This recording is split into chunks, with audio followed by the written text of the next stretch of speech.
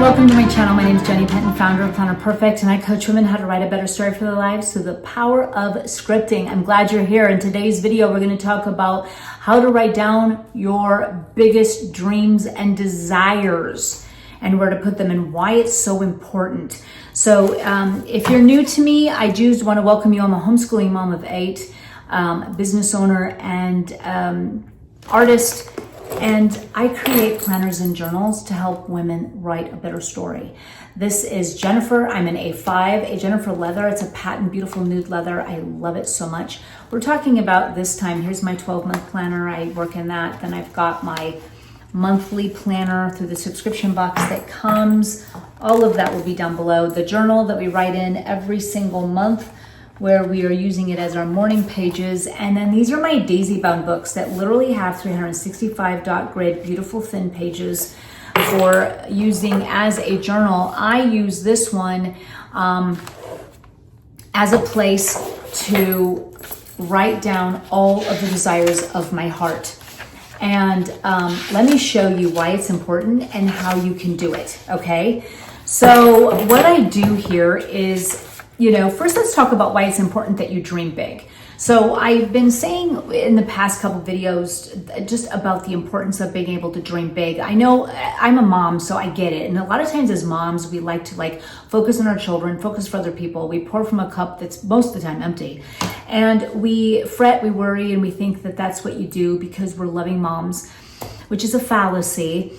And we also love to wish our children well and say, follow your dreams and have your best life. Meanwhile, back at the ranch, we are in an identity crisis after the children leave, and we don't have any dreams or desires that we've ever focused on. And now it's the time for us to focus on, but we have to go through deep grieving that our children are gone. And we don't even know what our talents are, and we're in a place of lost identity. Okay, so now let's talk about why God doesn't want that. Now, God has a plan for your life. Now, I've heard a lot of women, I've been doing this business, I've been in the business of coaching women for a very long time, and they would tell me that the motherhood was their calling. And I say to them, well, then that's everyone having the same calling, and that is not true. There's a lot of us having the same dang calling. Now, is motherhood one of the best things you'll ever do in your life? Yes. One of the toughest? Absolutely. And there is a season where we're called to do it, yes. But that is a role that you are playing, and it's your role, and you are your children's mother, and God wants you to be all in. But He also has a plan for your life personally, and He wants you to use the talents and gifts He's given you, and He wants you to pursue you as well. And you can do that with your children at home. And I've done that myself. So little backstory. I know a lot of my girls already know this story who've been in my community for a long time. But having 8 children, I remember going halfway through and I thought, God, it feels like Groundhog Day. What do I do? Well, I heard, it's just in my spirit, get out your paints again. I want you to paint. And He told me to write a book. And I did. And I wrote a book. It's on Amazon. It's Kindle. It needs to be updated. It's a long time overdue. And my plan is for 2026 to get a new book out. But it was just something in my heart where I felt invigorated. Like, oh my gosh, I started a blog. I started painting again. I started an Etsy shop. I started painting on books, selling them custom, painting on their planners.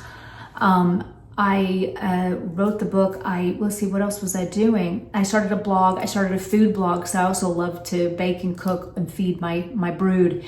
And it just made me alive because I was using everything I knew to be true, all of the gifts and the things that came easy to me. I shared it with other women so that they too can just kind of get inspired that they can do it too.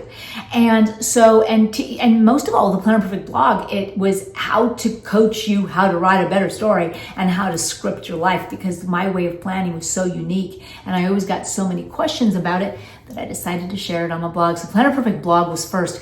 But let me just tell you something. A lot of times women, and I know you're going to agree with me, and if you don't think you do, I know if you really thought really hard, you know that you do, that if you really don't think that you deserve what you desire, and if you think you desire something, it's almost like taboo. Like, Now, if your child came to you and said, oh my gosh, Mom, I want to be a policeman, or I want to be a business, or I want to be a lawyer, or I want to do this, you'd be like, oh, sweetie, love this. Go for your dreams. You know you can have that. Not for yourself. You don't do the same for you. You know, like, God forbid you want something. You know what I mean? It's like, oh, no, I just care for my family. I've got too much to do. I've got to do this, or I've got to do that, or, you know, no, that's not for me, or I don't need that. You know, you are really limiting God when you are basically saying you don't desire nothing. You just want to desire what your children need and want. Guess what? You can do both. You can do both. And I know, and you know, that you need to lead by example. One of the best things you can do as a mom is you can teach them by your actions what it looks like to follow and to use your gifts and talents and use them to share with the world. It's one of the best things you can show your kids. It wasn't until I really started to bring my painting back in. Now, I always would draw and color and be with my children and do all that. And my kids knew that I could do it well. And a couple of them, they got angered by it. Like, they did not like it, okay, that I could draw a horse better than they could, and they would crumple up their paper, and that's another story. But when I really started bringing out my paints and my canvas and my oils and my acrylics and my watercolor, did they start to dabble into themselves. And we really started painting as a family, and I would teach them how to paint. And some of them, I have 3 of them in my of my kids that are just complete artists, that are just naturally artists. Like, they don't even have to,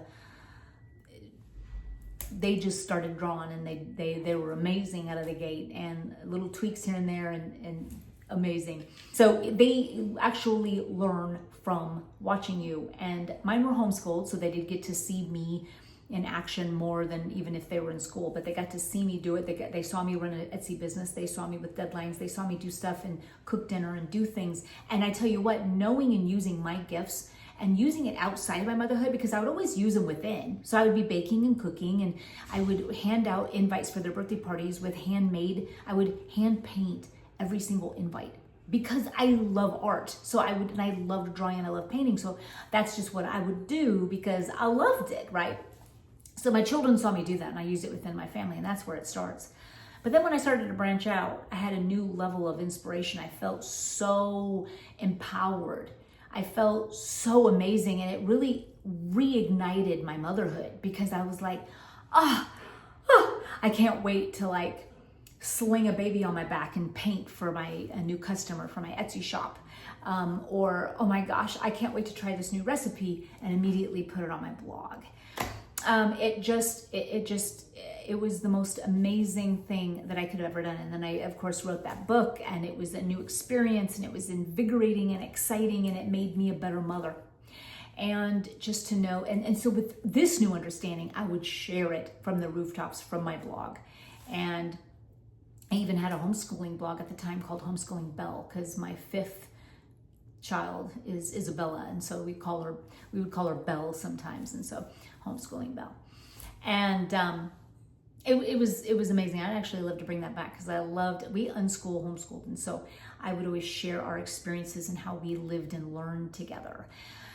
And doing that on a blog was invigorating. It was using my experiences, what I knew to be true, what worked for us. I was able to share it with other women, and was part of the homeschooling committees, and shared our experiences of our style of homeschooling and parenting, kind of a unschooling viewpoint.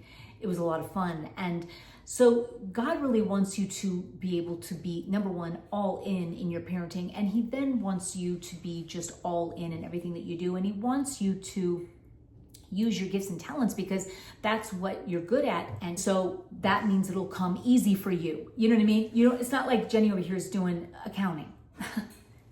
No. Okay. So I'm not doing something that I'm not naturally bent to. I mean, I don't feel like crying every day. You know what I'm saying? So I'm doing something that comes easy to me, what God naturally gave me. And just like he gave every one of you something that you're naturally good at, that's just easy for you to do, and you love doing it. So I use that and for everything that I did. I just did anything that I knew that was easy for me, that it just came naturally. It was easy. I also loved, my daughters or my kids would come to me and say, hey, Mom, can you draw this, this, and this? And I'm like, of course I can. And I would do it, and then they would want to color it in, And I was like, no, I think Mom is going to go ahead and finish this because this is looking really good. And then I'd spend an hour making it absolutely gorgeous, finishing it up, John Hancocking it and putting it on my fridge. Said, Mom, that's what it said. And it was just something that I just loved doing. But when my kids actually saw me like create things, send it, go to the mail with me to the post office, those kind of things, that was me kind of walking out that truth that God's given us each talents. And I loved when homeschooling them, it was my way of being able to also kind of cater to them according to their talents versus giving them just standard curriculum and saying you must finish this, never even paying attention to where they're naturally bent, because where they're naturally bent is where I wanted to go, because that's where they're going to want to use to make it easy for them to use for their future and where they want to go, and help the world and be a part of just making the world a better place, and being used by God, using their talents and gifts. When you go to write in your Daisy Planner, so let's talk about how you can use your planner now with that backstory of why it's important to have a desire, okay? And why you want to write a better story, knowing that truth. First things first, if you're gonna do and live your best life, you got to know what you want. And that's what I think women stifle in themselves. Like, well, I can't want something. Well, if you can't want something, you're never going to get anything. And God wants you to have a full life, full of abundance, that is just so much that, you can't even contain.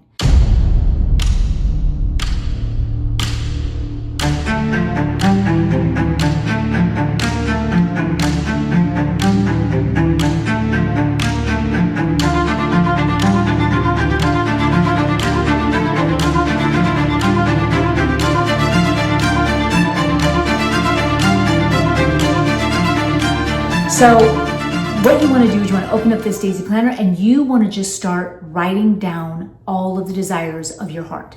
You could have 5 to start, but once you get going, you'll be just so surprised on how much more that you want. You can start with small and then just go for big. You can go from that you need a new fridge to you want a new car to you need new clothes, you want a new home and you dream it big. I imagine and dream for this big compound place. I want lots of land. I want all my children to be able to build on it. I want to be self-sustained. I want to have a huge garden that we all work on. I want a barn that we use for our Sunday dinners because my family is already multiplying so rapidly.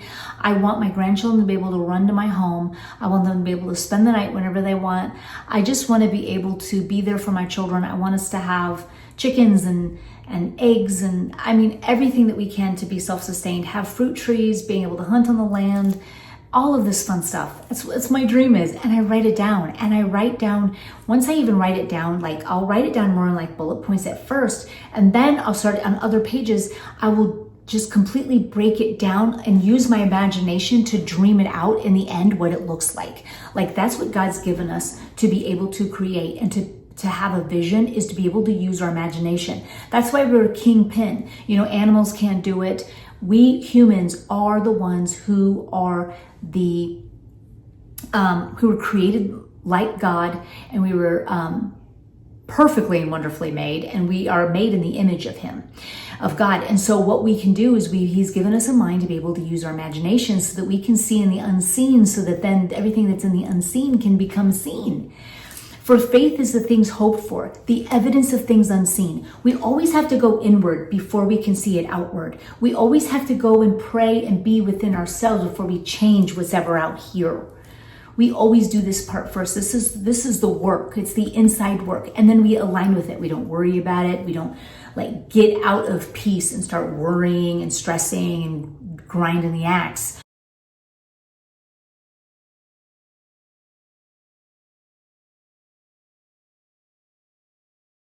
We come from a place of always peace because we know that God's guiding. Because we don't want to step out of our identity, because now we're just like, now we're on our own, working on our own accord like the world does. But we can imagine and we can dream up what we want for us and our families, and we can write these things down, because we are the ones, as just the females, the nurturers, the ones who are praying over our family and our children, our homes. When we're doing it the right way, when we're really using it in a way that we can actually see results, see answered prayer, is when we're imagining things in their end state as though it's a finished work. We're basically choosing. If God's already when God was on the cross and said, "It is finished," creation is done. Everything we could ever want is already here. The Lord is my shepherd, I shall not want. We're choosing the life we want. We're choosing what based off truth in the word, what we can have. And so if it would be a child who's well, or it's this new home, and what is it going to look like? You want to get really, really detailed on what that's going to look like.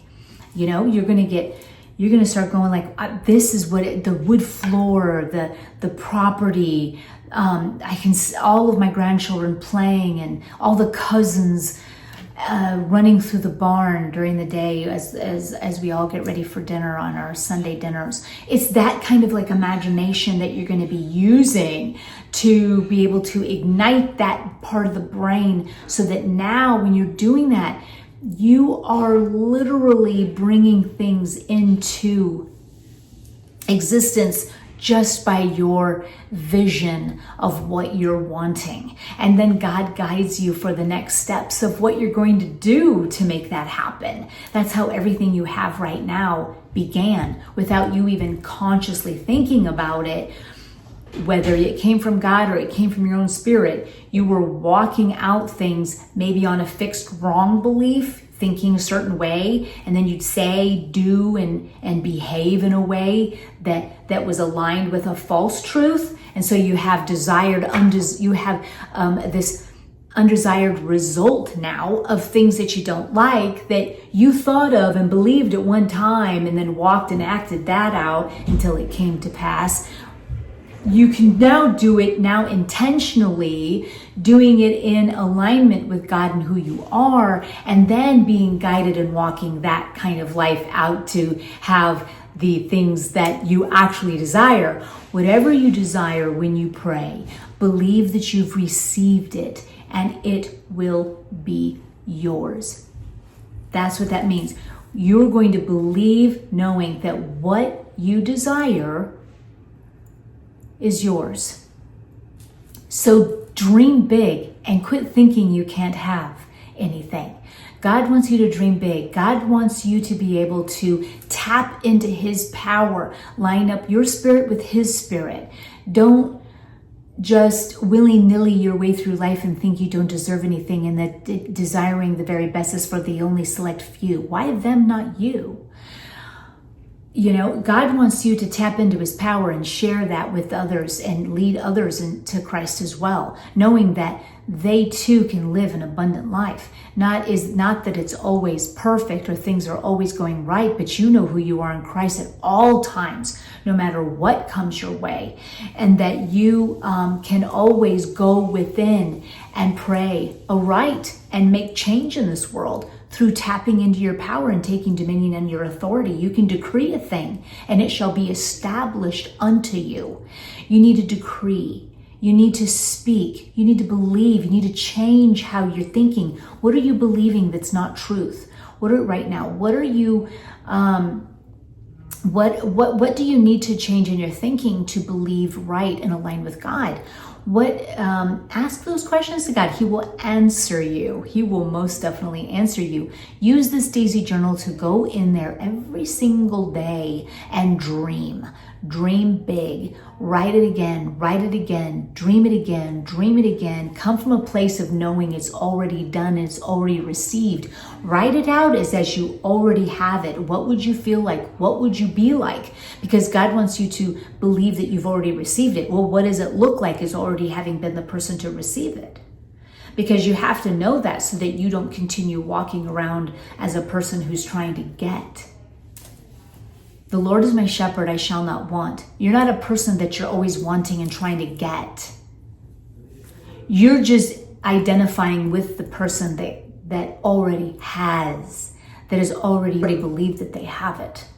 So when you do that, then do you get to see that come into your experience. That's answered prayer right there. And you know, when you write it down on tablets, when you're going through the process of dreaming and seeking him and writing down your goals and your dreams, you're just dreaming. Like, what if there was no ceiling? What would it look like?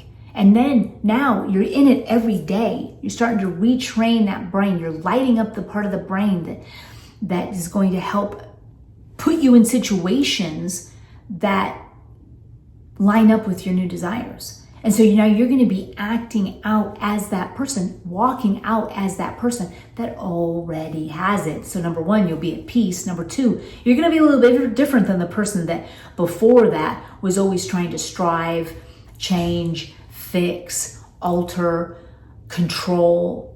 You're going to be more in control by dreaming up what it is it looks like to already have it and what you would be like if you already had it. You'd be a completely different person. Number one, you probably wouldn't be stressed. You wouldn't be worried. You wouldn't be fearful, and you wouldn't be complaining, right? That you didn't have it. All of the things that God doesn't want you to do. And that's for a reason, because that's not believing on him. That's someone who's living in lack and fear and worry and stress, which damages the temple. So girls, let's recap this. I want you to get into your Daisy Planner and I want you to dream again. I want you to write down a huge list as long as you can make it. And then each day dissect that, each goal, each dream into something exactly how you envision it. You change the way that it looks. Maybe you want to change it and tweak it. Write it all out again. Do it again. Change it up. Add more. Take away. Add more. Keep dreaming it until you see it. Dream until you see. Write until you see. Script it as it's already done. How would you act? Who would you be? Do all of that. Girls, I hope that this has inspired you to dream again. Maybe this is even your first time. Maybe you never thought that you could dream. Maybe you never thought that you had a gift or a talent that was for other people, special people, your children, the select few. Maybe for the first time you're finding out that you indeed have gifts and talents, that you can dream and dream big and tap into his power by using your imagination to dream of what it would be like to already have it. To already have it. Girls, if you're new to Planner Perfect, I want to welcome you. Thank you for stopping by. If this has inspired you, be sure to like and subscribe. Share it if you think other women would really like to hear about using their talents, their dreams, of dreaming big. Let your children see you walk this out. Let your children see that you too have gifts and talents. And what does it look like to walk that kind of life out? Let me know if you're new. Let me know who you are. And if you're new here and what your takeaway is from this video. I would love to know. And if you're going to start, I want you to start writing and scripting out all of your dreams. Start doing it and see how that feels and how you're acting and being different. Come back to this video and tell me what it's like and what that experience is, of how it's like it's completely changed your life, because as a different person, you're going to experience different experiences. You got to understand that. You're not going to be the same person anymore who experiences and talks about a certain way. You're going to become a completely different person. You're going to be living a completely different experience. Let me know what you think and what your experiences has been after you get started on this. Just come back to this video and write it all in. I can't wait to hear from you. Until the next video.